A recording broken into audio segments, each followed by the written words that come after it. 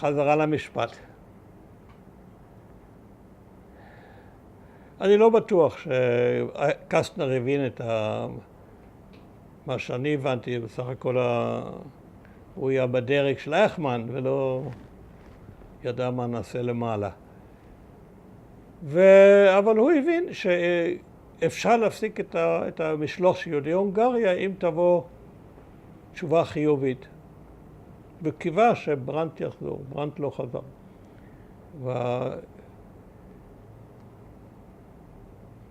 וההשמדה נמשכה עד לימים האחרונים. בימים האחרונים באיזשהו שלב קסטנר בא במגע עם נאצי אחר.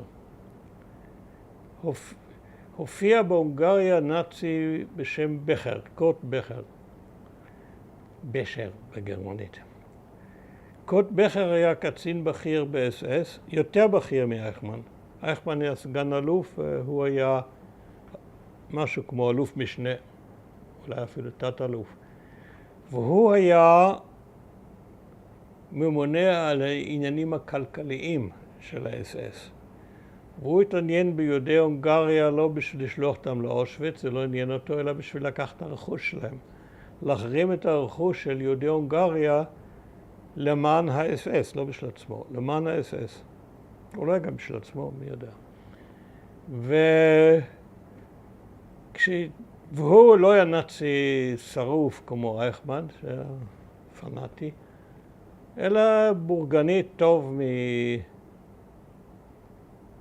מהעיר ברמן, ששם יש בורגנות עשירה וגבוהה של סוחרים מדורי דורות. עכשיו, להצטרף ל-SS בגרמניה לא היה פשוט. ה-SS לא היה מעוניין באספסוף. האספסוף הלך ל-SA, לפלוגות הסער.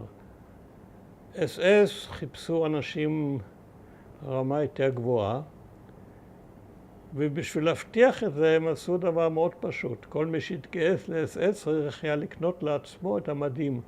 המדים היו יקרים, ורק אנשים עמידים יכלו להרשות לעצמם.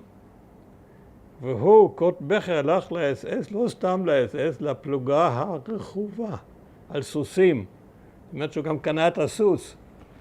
והוא היה לאריסטוקרטיה של ה-SS, ושלחו אותו להונגריה מפני שהיהודים ההונגרים היו עשירים מאוד, הייתה קהילה יהודית עשירה שבעשירה.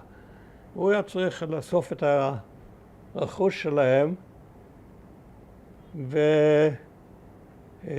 ולהעביר אותו לקופת ה-SS. ה-SS הייתה מדינה בתוך מדינה, מכל הבחינות.